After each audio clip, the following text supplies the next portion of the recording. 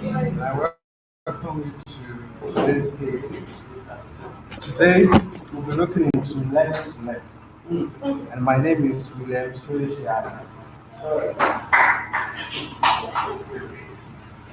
Before we dash into this meeting, first thing we should ask ourselves. I believe that all of us we are familiar with learning. And if not for learning, none of us will be here. Since we were born, we will learn. So today we'll be looking into learning to learn. So why is it necessary to do this? There are quite a lot of reasons to do this. Like I said earlier, we are all used to learning, but this case is actually to put us through, to introduce to us the available tools, styles, method, options that we can actually use to learn, to make us learn better, faster, and accurately. These are the modules we'll be looking at for this stage. The first one is why learn. The second one, learning model, learning style, learning method, and learning principle. Now, the first module we have is why learning. Whenever we are embarking on any learning, whatever it could be, probably learning how to use JavaScript, how to cook a particular food, how to sing. The first thing we should ask ourselves is why are we doing this? Just rushing into learning or just doing something without asking yourself, what's the purpose of learning this? Towards the reason we can actually be discouraged and just there are so many people that start to learn something. When they get to the middle, they get discouraged, they lose focus, and they just let it go. But when we ask ourselves, especially when we sit down that what's the purpose of doing this? It actually helps us to go along. So this should be the first thing you ask yourself, whatever reason we are learning, it revolves around two major things, which is personal development success. It's either you use it to promote yourself by personal development actually means observing yourself and growing consciously to become better of yourself. Then the other one, professional success. Probably, by the time you acquire more skills, probably you were employed. And during that process, you undergo more training, you acquire more skills from there, you can get promotion, it can enable you to get particular tasks to be done on time. Now, learning is essential to our existence, just like food. We all know the importance of food. Without food, none of us will be here. So learning is also like that. It's nourish like food nourish our bodies, information, continue learning nourished our mind. Lifelong learning is an indispensable tool for every career and organization. Now, research has made us know that being on a long life learning actually help us mentally, physically, and financially. So doing that, aside from personal development or professional success, over time when we keep learning, it boosts our brain capacity. Then financially it helps us through it. Perhaps if you learn how to speak Japanese, they can be like advertisement, you need someone that can speak Japanese from there and earn money aside that. So we'll quickly dash into the next model, which is learning model. We will look at a model developed by Carol Dweck. Carol Dweck is a professor of psychology at Stanford University. Her model distinguishes between two kinds of mindset. Now, the reason why we are looking at this mindset is mindset actually enables us. It determines our willingness to learn. Now, from here, we have two types of mindset: the growth mindset and the fixed mindset. Then, before I proceed, I want to tell us that you don't want to be the individual with this mindset, a fixed mindset. Because if you possess this mindset, a fixed mindset, the interest won't get to that. And the next slide, we'll talk about each mindset. Now, from this picture, you can see this individual. You can see from the brain it's locked. That means it's very fixed. Yeah, it's not expanding. It's not, please, let's pay attention.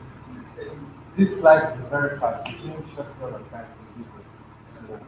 So, fixed mindset is characterized by a person who thinks their ability to grow and develop is predetermined and limited. Individuals with such mindset have shallow and static view of what they are capable of. Such people, whenever they are introduced to any challenge, they easily quit. Probably they are doing something and they get frustrated, just quit and stop doing it. So they are limited, they don't grow, they only stick to one thing to know. They don't want to explore, they are not diversified, and such individual with such mindset can't survive in a socially tech world and this kind of the era we are right now. So I'll quickly look into the factors that actually influence the mindset. The factors that bring about a fixed mindset. And the first one that I have here is learned helplessness. This is actually saying that this results from negative experience. And this is the major factor that makes people to go fixed mindset. Especially when they have negative experience about learning. Probably they are humiliated, especially probably when we are in secondary school and you are asked to do a particular thing, but you fail to do it, then you were punished for it. That can actually discourage such individual from trying to do something, from learning. Then the kind of negative experience can create a very pessimistic view of your learning ability. Then the second one is modeling. By surrounding yourself with people who share and express a fixed mindset. When the kind of people you relate to, like the Yoruba will always say that, Otuba Abajan, yeah, the kind of for another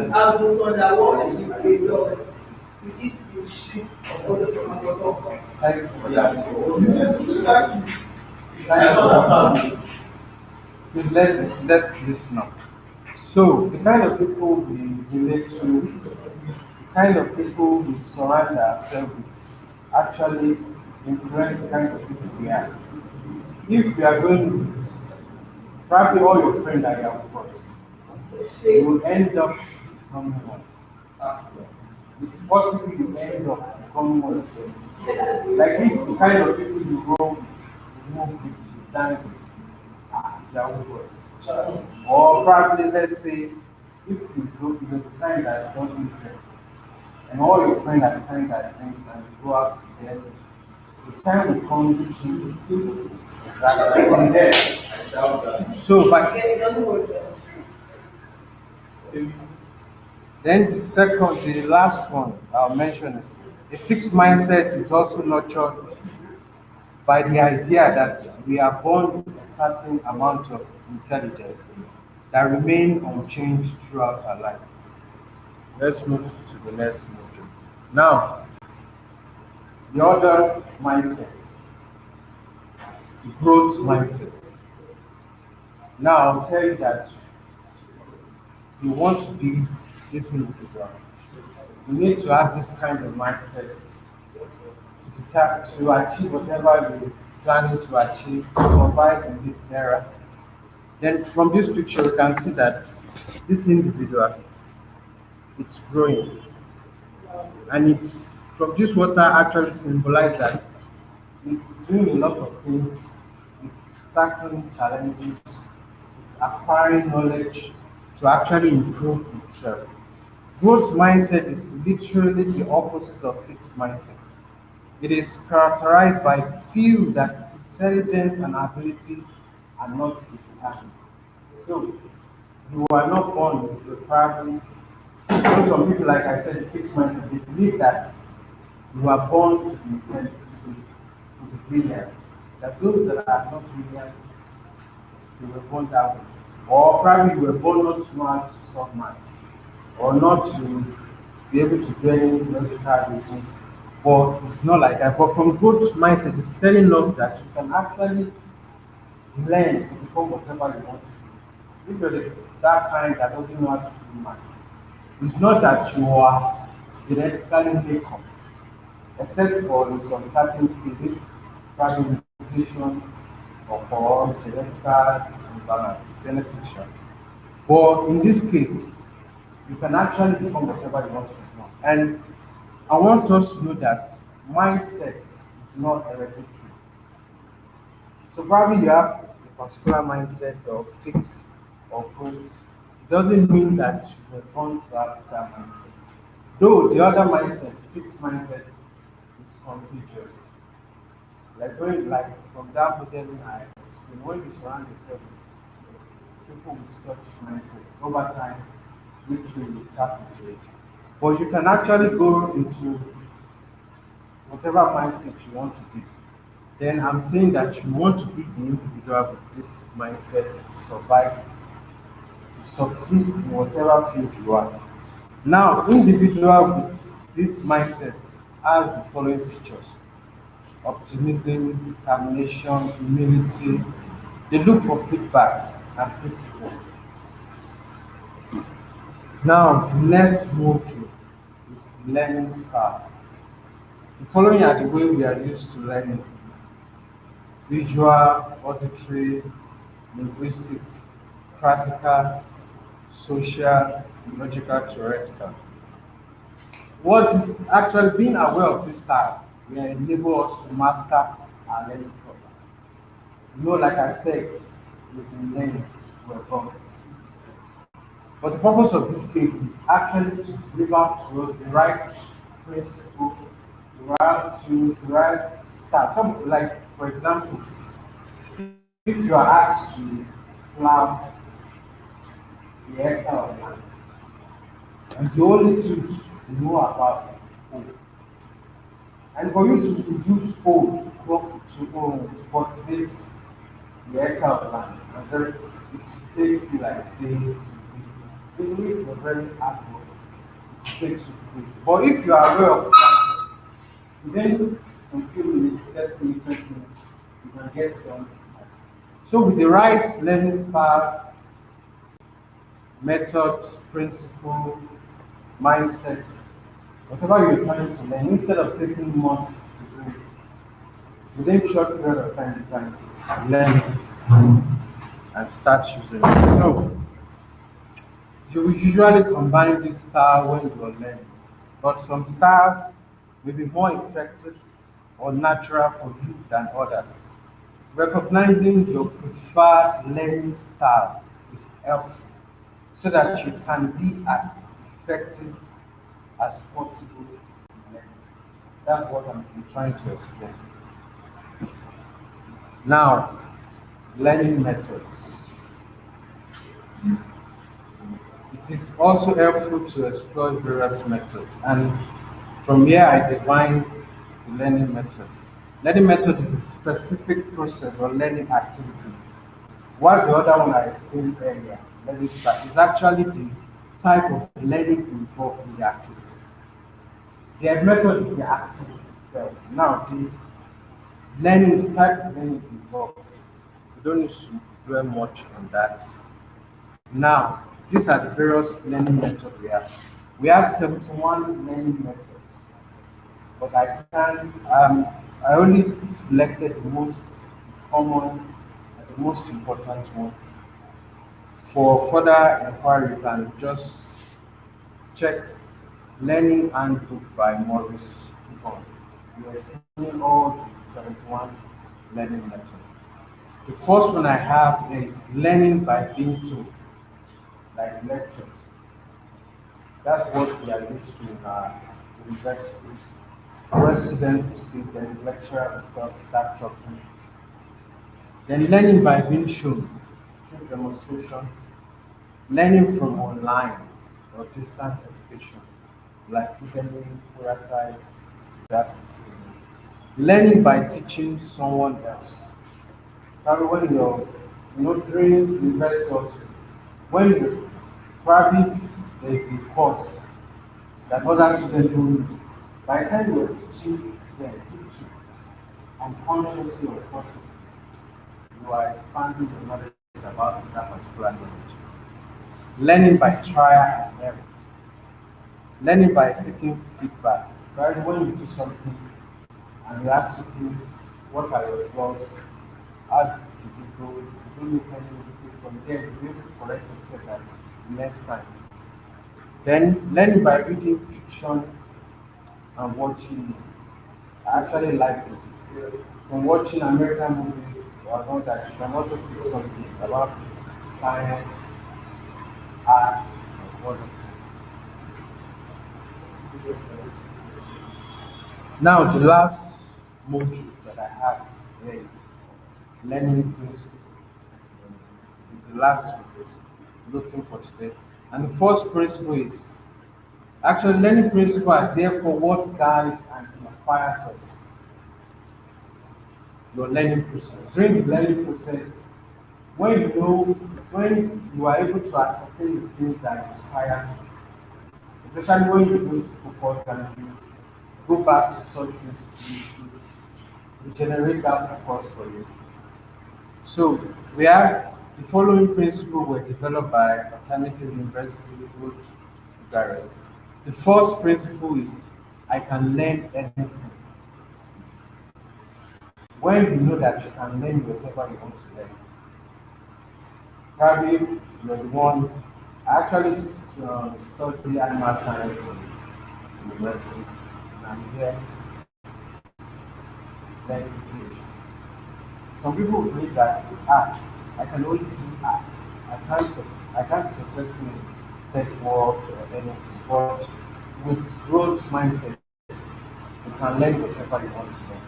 Then telling yourself that you can actually do this will take you a long way. It's like having a gift in particular. Then learning happen at outside the classroom.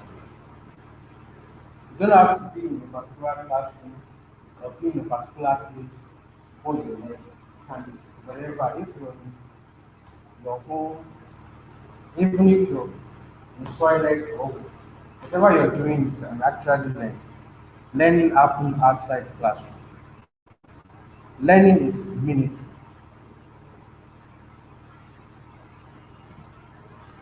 Learning is connected to the environment. Where and whom physical, virtual, social environment influence your ability and motivation to learn. Especially probably when you are in an environment or you are with people with the right mindset, people that promote you, or you before learning you are on a good diet. All this influence your learning. If you're the one that wants to learn and what all you do is do that, sorry, the energy, the body chemistry related, is the mindset. Right? So learning is fun. Learning is fun.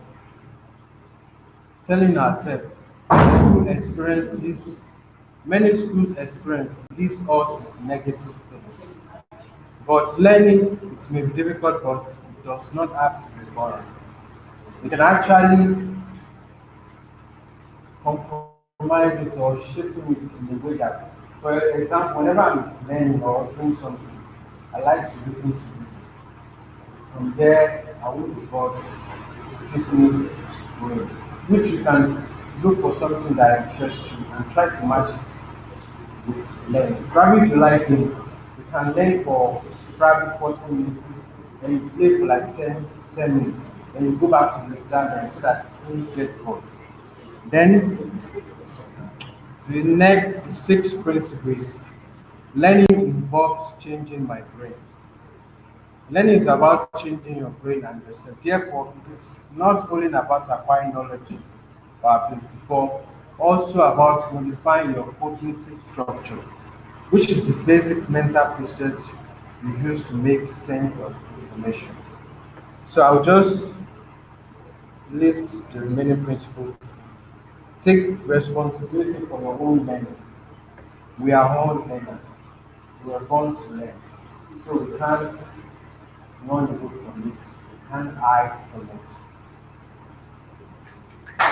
To be continued, thank you for listening.